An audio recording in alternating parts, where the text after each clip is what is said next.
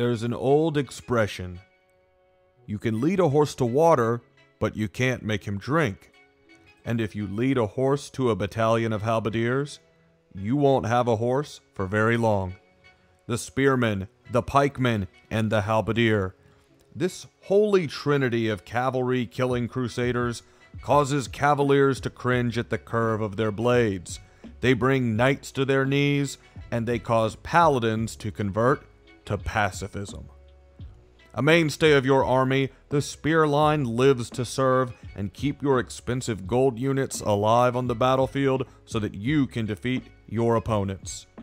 Their tremendous bonus damage against cavalry, camelry, and elephants makes them the ultimate defense if your opponent is fielding mounted units. But not all civilizations can unleash the full potential of the spear line, and others have even more awe-inspiring bonuses. In this video, we're going to explore the awesome damage potential of one of the most important units in the game and discuss which civilization's spear units are the most fearsome.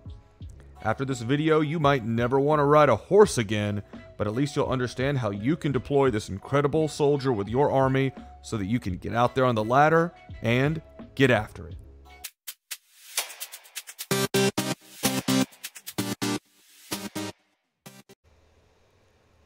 Hello everybody, it's Jimmy James 59, and I'm coming at you with another Age of Empires 2 tier list video. Today I'm going to be looking at the spear line. I think a lot of people really like the spear line units. We're talking about your spearmen, your halberdiers, and your pikemen, though not upgraded in that order. We'll get to that here in a second, and I'm really excited to do this video. So before I get into it, if you like what we're doing on the channel, you like this kind of content, go ahead, give us that like and subscribe, and at the end of the day, everything that is said here on the channel is really just my opinion. I am a mid-elo player, and I tend to focus on mid-elo level style of gameplay, but I hope that there is something in this tier list video that everybody can benefit from. So that's what we're here, that's what we're doing, and now let's get started. So what I want to do first off is at least just set the stage here and talk a little bit about these units and think about them. So I want to introduce you first to the spearmen. If you are new to the game, the spear line is a trash unit, meaning it does not cost gold. It costs food and wood. We can see that the food cost is a little bit higher than the wood cost, and you can tell from looking at the unit, it doesn't have very high hit points. It has a very low melee attack, no base melee or pierce armor. It's kind of slow, and the real takeaway from it is the attack bonuses, right? So most of the effect that the spearman has is coming from its bonuses, primarily against cavalry units. So as you can see, plus 15 bonus damage against cavalry is very strong. They also do some damage against war elephants and camels. There's perhaps some odd situations against ships. Now, this comes up more than you'd think on map types that are more hybrid based. Say like Golden Swamp could be a moment when you would find spearmen and ships coming into direct contact, and so that's what we see there. Now let's compare it to its upgrade, the pikemen. Now with the pikemen, you're getting a pretty decent upgrade in terms of hit points. You're getting an extra attack, and in terms of the base statistics, that is pretty much it. Now, when it comes to your attack bonuses, this is where we see a pretty big increase, right? We're having now instead of 15 bonus damage against cavalry, right, we're up to 22, right? And we see a lot of the other bonuses increase as well. So that's what you're buying for your 215 food and 90 gold. This is a Castle Age upgrade, and it is worth considering. While this is not very much gold, gold really isn't scarce in Castle Age, especially early Castle Age. Usually you're a lot more pressed for food in early to mid Castle Age, so the upgrade cost might be kind of deceiving on the unit. Alright, now finally let's take a look at the last upgrade. We'll look at the halberdier. The upgrade cost here is 300 in food and 600 gold, so we actually do have quite a substantial gold cost on the unit here. So you will want to think about whether you really want to make this unit in mass. And we can see the hit points are only marginally increased, but the attack has actually gone up, by +2, which is going from 4 to 6 is not insignificant actually, especially when we're dealing with units that have, maybe you're attacking villagers that don't have much armor, right? Adding that extra attack can be really important for taking them out. And that's really what you're getting. Now notice the attack bonuses, right? We're going to +32 against cavalry as opposed to +22. So in terms of bonus damage, we have a pretty big jump going from the pikemen to the halberdier. So we're going to want to keep that in mind actually when we think about the unit and what attributes we want to contribute, what attributes we want to consider for the spearman line. So let's just go ahead and take a look at some of the most important attributes. I've broken them down. I mean, the first is the availability of the halberdier, because the spearline units are really, you're getting the most utility from them from that bonus damage. That's pretty important that you have the halberdier to be considered a top tier spearline civilization, but also too, again, if you're fighting against other spearline units, having that extra 2 attack can really help. So it's a pretty important upgrade. Also, we'll consider offensive attributes, things like having your attack bonuses to the unit that may be civilization specific, and then having all the attacks at the blacksmith. So for Imperial Age, it's Blast Furnace. I believe that all of the civilizations have all of the Feudal Age and Castle Age melee attack upgrades, but some civilizations are missing Blast Furnace. Then we want to think about defensive attributes, especially Pierce Armor. Infantry are slow, and so therefore ranged units are going to deal quite a bit of damage to them and take them out before they could even get in range to do any melee damage. So having the Pierce Armor on the unit is quite important, but melee armor is important too, especially when you might be involved in late game fighting against units that don't do a high attack in general. All right, we're going to think about cost discounts, food discounts being probably the most important here, but then also wood discounts, very important. Any kind of free upgrades, I would factor that into the calculations as well. And then the availability of squires. Squires increases the movement speed of infantry by, I believe it's 15%. It might be 10% actually. I'm not exactly sure in the number. Somebody can let me know in the comments section below. But this is kind of temperamental. I've seen some discussion of whether one would rather have squires or the last armor actually. Some people prioritize it very highly. Other people not so much. I think it really matters for the civilization and the unit comp that you're going with. It's important to recognize that a lot of times the spear line is more of a secondary unit, and that's what we'll talk to in a second. So again, one of the reasons I'm calling this a spear line tier list and not a halberdier tier list is because I think that the way that I like to think about the game is to think about how a different unit plays out through different points in the game, because often the functions that a unit performs will change. And so I'm looking, for instance, here, thinking about the spear line. In the Dark Age, you can't have it, so it's kind of a not applicable. In the Feudal Age, the spearman is primarily a defensive unit. You're really using it to defend perhaps your archers, your military, or your exposed villagers against raids from scouts. And even villagers actually can fight against a spearman and win in a 1 versus 1 fight. So it's not a very good offensive or raiding unit at all. It's really difficult to use it to kill villagers. Now, when we go to the Castle Age, the unit is still primarily defensive, but its responsibilities actually expand, where not only is the pikeman a unit that's very important to fend off cavalry, but it also helps you protect your siege, and it can allow you to protect monks, which might be sniped by light cavalry. This is really common, say, on Arena, actually, and usually on Arena when this is happening, it's actually spearmen are the ones involved. Usually the pikeman upgrade is a bit too expensive to get it out. And so having those spearmen, right, defend monks when monks are trying to contest for relics in Castle Age on Arena is very important. Now, with enough massive units, they can be used more offensively. For instance, if you have a lot of them and there's a siege weapon, you might be able to, sacrifice them and send them forward and destroy that siege weapon. But oftentimes holding positions, taking positions and forcing, say, heavy cavalry and knights away from a certain position, say like a strategic hill, and then holding that as well. So they do have some offensive utility. Now, in Imperial Age is where they really start to become more of a hybrid unit here. Large masses of them can be,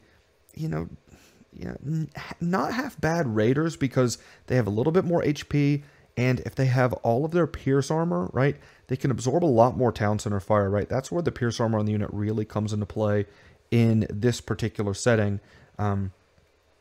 When it comes to, fighting under some town centers and killing villagers, right? That's the kind of thing that is a lot easier to do when you have 4 pierce armor on the unit than 2 pierce armor, well, which would be the case in Castle Age, or if you miss the last armor upgrade. So that is why the armor upgrade is pretty important. And so you can kill villagers with them because you're getting that 6 attack, right? And so if you have Blast Furnace, you're doing 10 attack, and that can take out a villager pretty quickly. So they have some offensive appeal, but they're also still a defensive unit, defending your villagers at home from light cavalry or heavy cavalry raids, and also keeping your siege units alive. And then when it comes to the late stage of the game, it's also possible to spam this unit as your melee unit of choice in what we call a trash war, which is a scenario where the gold has run out in the game, and so you're stuck making either hussars or skirmishers or halberdiers primarily. And this can be a really nice unit, and this is also a place where the halberdier upgrade really does kind of come back into play, because the halberdier unit, if they're fighting against hussars, they're going to win easily, and if they're fighting against other halberdiers, right, having the extra attack, the extra hit points can be quite important to win some of those fights. So that is how the unit plays out through the ages and what we're going to be considering.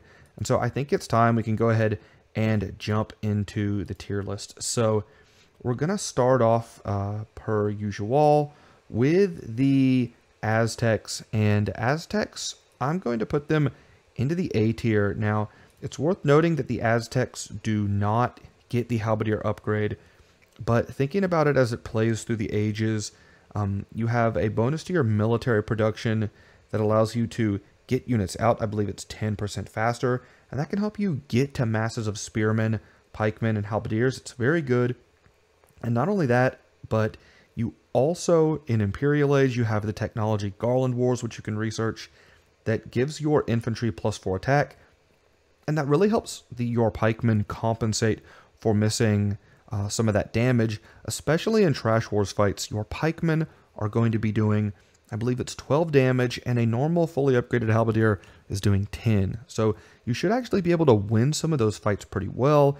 But, the problem here is that because you stay on pikemen, all of those really big increases in bonus damage that other civilizations are going to be getting, you're not going to be getting with Aztecs. So you still have very good pikemen, and you can get a lot of them out, and that's very advantageous. And you also have some nice units you can pair it with, like Eagle Warriors. Aztecs have great monks as well, so Aztecs have great siege. I'm really not considering those aspects as much in this video, but the fact that you're not going to be quite as good against heavy cavalry might, if you're dealing with enough heavy cavalry, come back to bite you. So I think I got to put this in the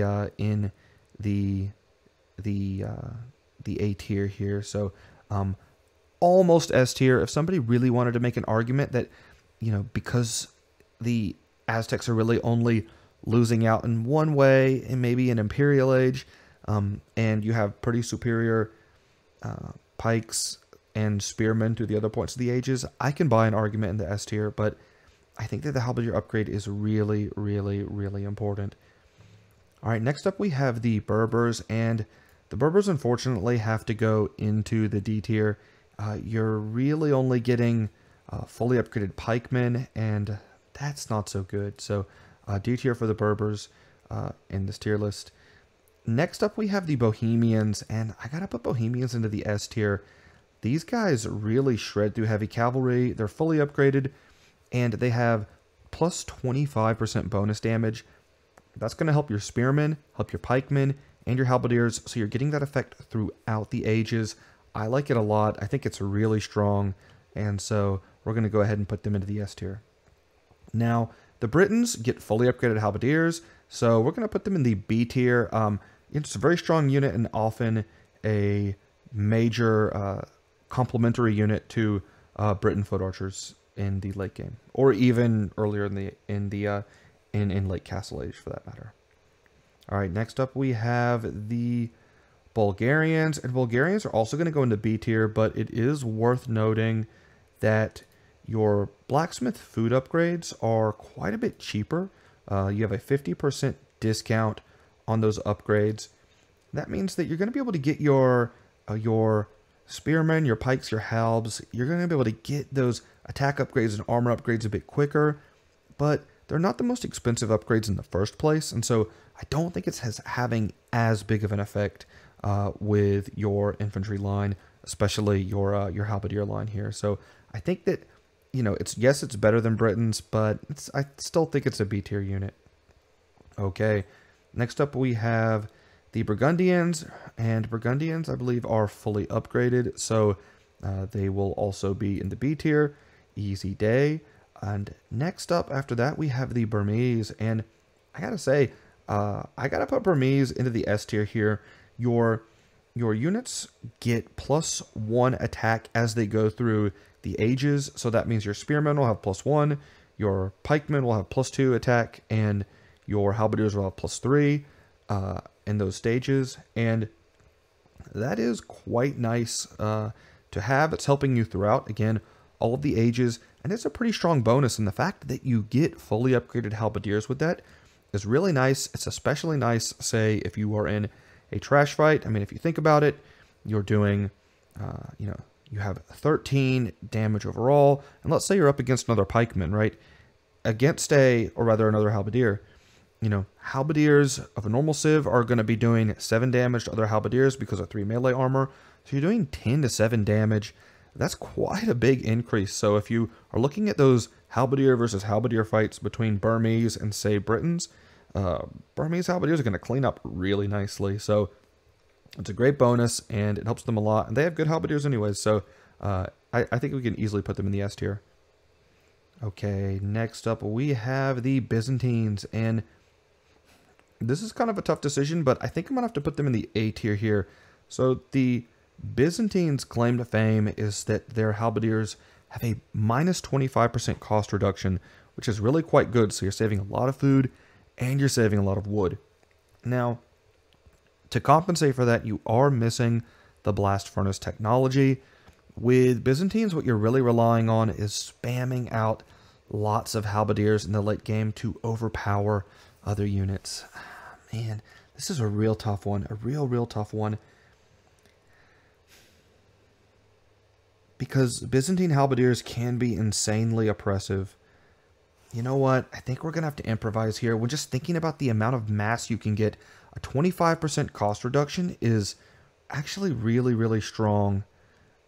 Because, I mean, you're basically getting, it's like an extra, you can get 5 units for the price of 4, basically, if I'm doing my mental math right. So, either way, that can be really good numbers, and it can mean that you can have more halbs in your army. And you do get the last armor upgrade, so yeah, we're gonna have to keep them in the. We'll have to bump them up to the S tier. So Byzantines, this is your lucky day. Enjoy while it lasts. Okay, next up we have the Celts, and I think with Celts, we gotta stay in the S tier here, people.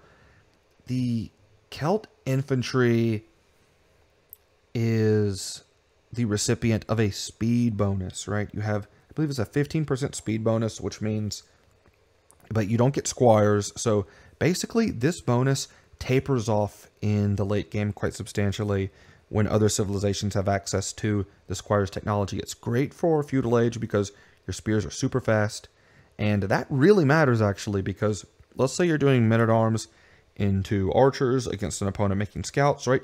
You can get a spear forward to defend your men-at-arms from, say, a big group of scouts very quickly, right? So that's a pretty important effect, and so it can make your opening a lot stronger. Having the faster pikemen means you can more easily chase down knights. It just tapers off a little bit because you're a little bit faster than your opponent's halberdiers, but you know, it's not a game-changing bonus in the late game. It has its impact much more early on. All right, next up, we have the Chinese, and they have fully upgraded halberdiers, so that is well worth the B tier. We look at the Cumans as well, put them in the same category. Fully upgraded halberdiers. Next up, we got to look at the Ethiopians, and I'm going to put Ethiopians into the A tier. Now, they have fully upgraded halberdiers, so they don't really have anything special, but you get your pikeman upgrade for free. And I mentioned early on that that upgrade can be not difficult to get in early Castle Age. I would describe it as a very inconvenient upgrade. Normally if you're getting pikemen in Castle Age, you're not doing it because you want to, you're doing it because you've just discovered that you really, really need the upgrade. So to be able to just have it for free and start spamming out pikemen is very good, because the upgrade takes a considerable amount of time. I believe it's 50 seconds, considering the unit trains in 22 seconds. Basically, you could have 2 pikemen, right, in the span that it takes to even get the upgrade. That's almost a minute, and so that's a long time to need a unit and not have it. And so Ethiopians are quite strong. This helps you out a lot on Arena, where you don't have to research the spearman upgrade, or research the pikeman upgrade, so your spearmen contesting relics automatically become pikemen. That can be very, very strong. All right, next up we have the Franks, and Franks have fully upgraded halberdiers. No problem doing well. Okay, next up we have the Goths, and Goths, you know, you just missed the last armor, so we got to put them in the D tier. I'm just kidding. All right, don't freak out in the comment section in the video, please.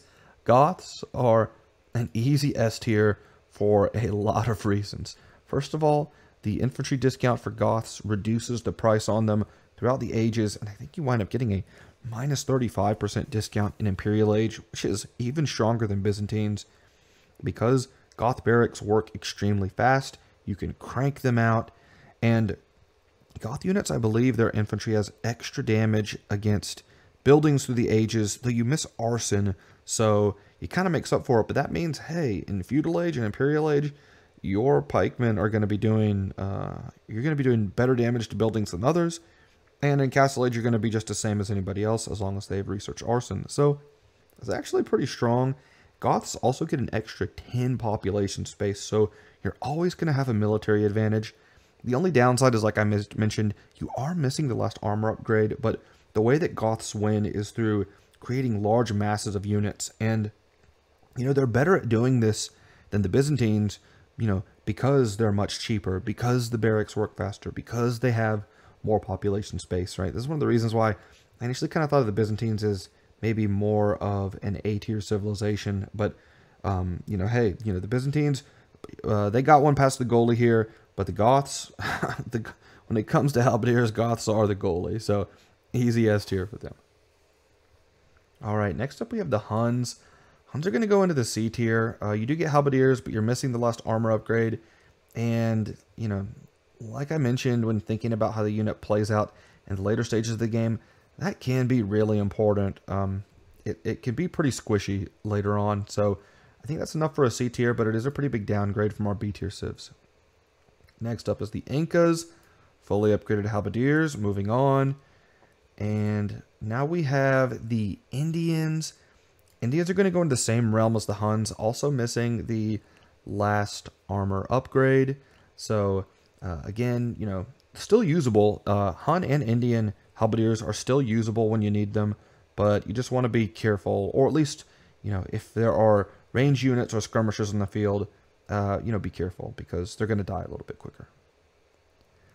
All right, next up we have Italians. Italians are going to have to go in the D tier, unfortunately. You know, you don't even get halberdier at all, so you're stuck with fully upgraded pikemen, and so you're going to lag behind most units. If you need them, you do have them, and it's still a pretty decent units against cavalry, but compared to the other civilizations, and remember, these tier list videos with units that are common to all the civilizations, a lot of the comparison here is relative. So, relative to the other civs, having fully upgraded pikemen just really doesn't cut it. Alright, next up is the Japanese, and Japanese got to go in the S tier. They get plus 33% attack speed, so your spearmen, your pikes, your halberdiers are really like every... What would be 3 hits for a normal civ would be 4 hits, and when you're thinking about the amount of bonus damage that's being done, sliding in another hit against an enemy unit's cavalry, that's a lot of damage. But not only that, but it's also helping you against other pikemen, right, from other civilizations. So you should be able to win most trash war engagements as well. Hey, that's very, very good. So again, it's helping you throughout the ages. It's helping your spearmen fight other spearmen, helping your pikes fight other pikes.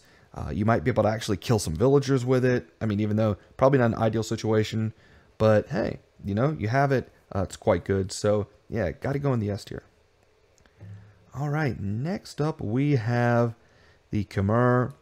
Khmer, fully upgraded B tier unit. They do have a good economy to get them out, so that is something to keep in mind with your Khmer. Koreans, this is a really tough one. I initially have Koreans as B tier, but I think if I put Byzantines in the S tier, I think I got to put Koreans into the A tier because they're also missing Blast Furnace, but they do get a 20% wood discount, and that is something that's helping you at every stage of the game. It's not as strong as the Byzantines because the Byzantines and the Goths are also getting a discount on the food portion, and their discounts are a bit stronger. But it's still good, and missing Blast Furnace is not the worst thing in the world for this unit, for the spear line. It can matter in a trash war, but I mean, it really does actually matter in a trash war for Koreans because your hussars are just so awful. You can't really go with hussars at all, so you are kind of stuck with halbs as a melee unit, but I still think the cost discount is really good, and that can help you save a lot of wood in the early game, and you do need a lot of wood with Koreans because you're primarily going to be making archers, which tend to cost a lot of wood, so we'll have to give that to them there. Okay, next up, the Lithuanians. Lithuanians are going to be a B tier unit here. You know, it is true they missed the last armor upgrade, but their Imperial Age technology gets them that Pierce armor back. So, in effect, you're missing 1 melee armor in the late game. That's not so bad. The other thing about Lithuanians, though, and I actually think they're a borderline A tier unit because their halberdiers are very fast. You know what? We're in Crazy Town in this tier list, making a lot of jazz-like improvisations. The speed on Lithuanian halberdiers is really just insane because unlike the Celts, they do also get squires. So your halbs are crazy, crazy fast. And that not only helps them be a more offensive unit, but it helps them get around the battlefield more. I really think that's an A tier unit. You always find yourself having difficulty raiding against Lithuanians because their pikes just get to your heavy cavalry so fast, and you often have to disengage from fights, and that might cause you to miss a villager kill or two. So pretty strong, actually. It's pretty strong. All right, next up, the Magyars. Magyars are going to go into C tier. You're missing the last armor upgrade, and you're missing squires, and that really does come to play a lot with the Magyar army because you are probably making some kind of cavalry unit, whether it's heavy cav archers or whether you're going down the night line. You do have fully upgraded Arbalist, and I think with Arbalist, missing squires isn't that bad of an idea because you don't want your halberdiers running off too far. But even though Magyars can do it, it's much more common to see heavy cav archers or heavy cavalry. So, and if that's the case, and for some reason you are using halberdiers as your trash unit, it's really going to slow your army down and reduce your mobility. So, squires really can come up, and I think that's enough to knock them down into the C tier. All right, next up we have the Malay. Malay, fully upgraded halbs, B tier, no problem. Malians I'm going to have to put in the B tier. This is another really interesting civilization. You miss the halberdier upgrade, which does suck, but as you go through each age, your infantry gain an extra pierce armor, right? So it's kind of like the Burmese bonus, but we're looking at pierce armor here. That means you have pikemen with 7 pierce armor in Imperial Age. That is really quite good. And so because archers are definitely not your best friend, one of your big enemies with the spear line, having all that extra pierce armor makes them quite strong, gives them a lot of survivability. So I think there is something to be said for that. I don't think it gets them into the A tier because you just can't take fights, and Malians also miss the blast furnace technology. So your pikes are going to be really, really weak, say, in trash wars, and that's got to keep you out of the A tier in my book. But it's still a pretty decent unit, right? Still a pretty decent unit to give you that survivability. All right, next up is Mayans. Mayans will go into B tier as well. Again, fully upgraded. Mongols are gonna have to go into the D tier. Fully upgraded pikemen, no real bonuses. Not so good here, folks. Next up, Persians. Persians will go into the B tier. Fully upgraded halbs.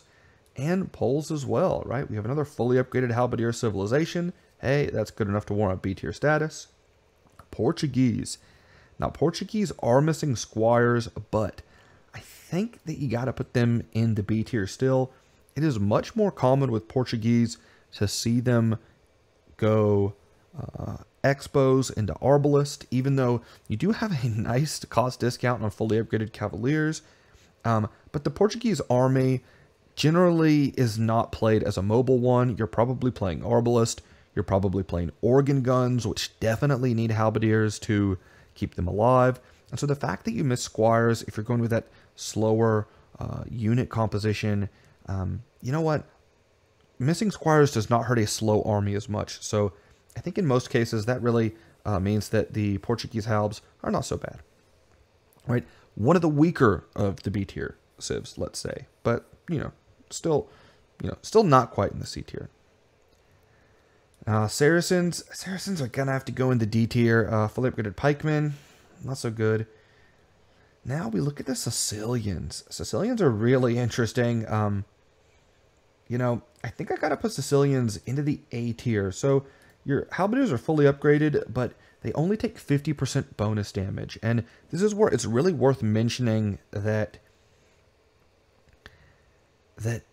the spear line takes extra damage from skirmishers, right?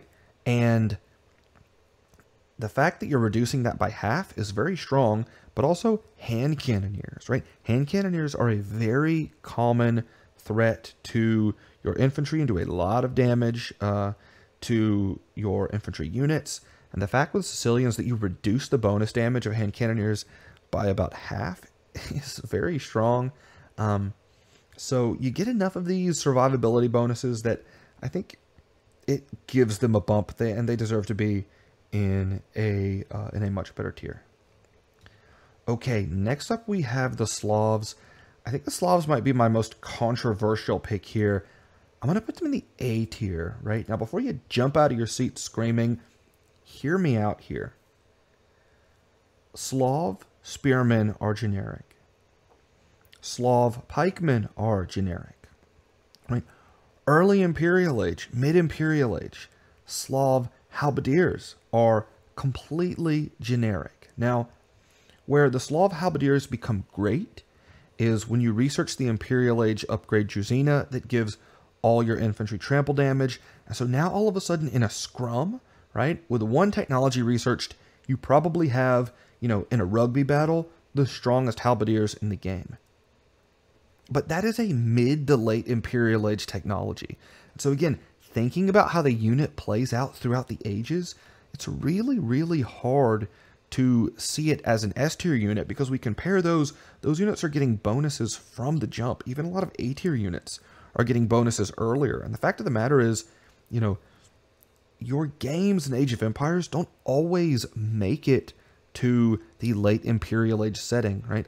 You know, probably half of your games are even going to make it to Imperial Age at a mid-Elo level, and, you know, probably some slice of that are going to make it into a late Imperial Age setting. So, you know, if I could give them an S+ for the super late game, got it. Plus, Jazina is also kind of an expensive technology, so it's worth putting that out there that you probably, if you're researching it as soon as you hit Imperial Age, you might be cutting into some production elsewhere, and that might not be what you want to do. So I think it's an A tier. I just can't justify putting it in the S tier based on how the unit plays with the civilizations. But if you have another idea on that, or you disagree with that, go, you know, try to, you know, make your case in the comment section below.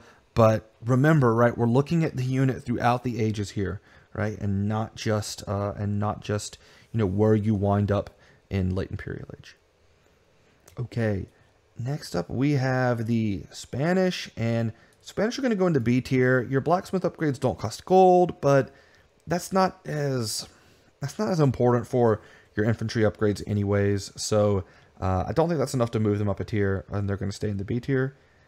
And next up we have Tatars. Tatars are going to have to go into the D tier, I think. You're missing your last 2 armor upgrades, and that's, you know, that's not very good. Yeah, you get halberdiers, you can still use them, but they're very, very weak to range units. They're very, very weak to enemy town centers. You know, I would say avoid if you can, but if you can't, go for it. But it's still a pretty weak unit, so put it into the D tier. All right, next up we have the Teutons, and again, you know what? I gotta put the Teutons in the A tier, I think. So Teutons get an extra melee armor in Castle Age, and then another extra melee armor in Imperial Age. So you have really nice melee armor on your halberdiers in the late game.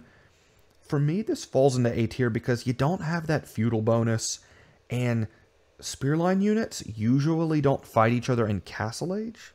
So it's probably the extra melee armor in Castle Age, I don't think it's having as big of an effect. Now, it's going to affect your trash wars pretty significantly, and so I think it's affecting your late game, like late game composition. You know, so think about this, compare this to Burmese, right? Burmese getting extra attack, right? And now they're getting an extra attack in Feudal Age, which helps, and they're also getting extra attack in Castle Age, but Burmese pikemen, say, in Castle Age are going to be able to, say, rush down enemy siege better and kill a siege weapon more quickly, right? With Teutons, you're just absorbing more, like 1 more melee damage, but the big melee fighters are knights anyways, and so I just don't think it's having a great effect. But, you know, if somebody has, you know, done some more mathematical calculations on it or something, and in Castle Age, it gives your pikes, say, an extra survivability against knights. If that's the case, I think it might be worth moving them up in the S tier. My experience has been it really, really helps out more in the late game. And again, it's kind of like the Slavs. I think that that's definitely worthy of being A tier, but maybe not S tier, because again, the S tier civs, their spear line is a go-to throughout the game. Okay, next up we have the Turks, and the Turks. Ooh, let's actually put this down below. We're going to have to make a row below, and in fact, we're actually going to have to make 2 below. We're going to have an F tier here, and we're just going to go ahead for the Turks and make a special place in Hell for their spearline unit, because they are only getting the spearman upgrade. Don't even get pikemen. That's awful. There's not a sadder unit in the game than a Turkish spearman. Even, I say, even Turkish skirmishers, right? At least get all of their armor upgrades and bracer, and yeah, they're pretty pathetic too, right? But a Turkish spearman, no. No, this is not cutting it. Not cutting it in Imperial Age. So yeah, we're gonna have to put them way below. Okay, next up we have the Vietnamese. Vietnamese are gonna put in a B tier. You're missing Blast Furnace, but otherwise they're fully upgraded. I don't think that's as bad as, say, Huns, Indians, and Magyars, because the survivability factor, I think, really comes into play a bit more, because most of your damage is coming from your attack bonus. I still think that Vietnamese can sneak into the B tier, but probably one of the weaker B tier civs there. All right, next up, and finally, we have the Vikings, and I think I got to put Vikings into the A tier here. You know, there's a few reasons. Well, first of all, you miss Halberdiers, so that is a major downgrade. But your pikemen have more HP, and your chieftain's technology, which is quite expensive, gives +5 bonus damage to your infantry units. That basically makes up for half of the bonus damage you miss, and the fact that you have the extra HP usually allows your pikemen to take an extra hit compared to a halberdier when going up against heavy cavalry. So what that means is that you're having another opportunity to get that bonus damage. You're kind of making up for it. And in fact, I think in many cases you're getting more. Now, you know, that's thinking about things in a 1v1 setting. When you're thinking about things in a group setting, I think maybe that can have a little bit of a different result. But I think your Viking pikemen are quite strong because of that survivability. So even missing halberdier, it's still a really good unit. It is going to struggle a little bit more in Trash Wars, but again, the extra HP is going to help you against halberdiers somewhat. I still would rather have the halberdier upgrade, but still not bad, because hey, you know, with halberdiers you're getting, you know, 60 HP. I think that Viking pikemen have 66 HP. It is worth noting that you're getting all of that HP bonus now from the last patch in basically as soon as you hit feudal age. That's very strong. So your spearmen are especially tanky against scouts, and your pikemen are more tanky than they used to be. So it is a really strong unit, and again, I think it's worthy of A tier status. But I think you will fall short a little bit in those trash war type settings, and I think it's probably more of an on par with halberdiers in practice, right? I mean, you can do again, I don't want to do too much calculus here, and trying to figure out the sort of marginal utility rates of these these upgrades, though it matters, right, to an extent. But just the thing is that in practice, sometimes these things can play out a bit more messy than the numbers. But the numbers are important. I'm not throwing shade at my boy Spirit of the Law out there. The numbers in this game are important because they are what determine the damage in the first place. But there are just a lot of factors and a lot of variables that mean that sometimes the importance of the numbers can be elevated, and then sometimes they can get watered down by other mediating variables. So that is the tier list. As we can see, for most civilizations, you're winding up really in the middle of the pack. There are a number of civilizations at the top end that have some really nice bonus to their halbs. And I gotta say, even the C tier, I mean, if you told me you wanted to make Huns B tier, Indians B tier, I'd probably just kind of shrug my shoulders at it, honestly, because they're still decent units and very usable. So the halberdiers for most civs are pretty good. It's just we just have a few, and then the poor Turks down there. But they can take comfort in their amazing hussars as they watch this tier list. So that's the end here. I'm going to go ahead and finish these things off here, but we got a lot of great tier lists coming up down the pike. So we're going to be getting those out here, over the next few weeks.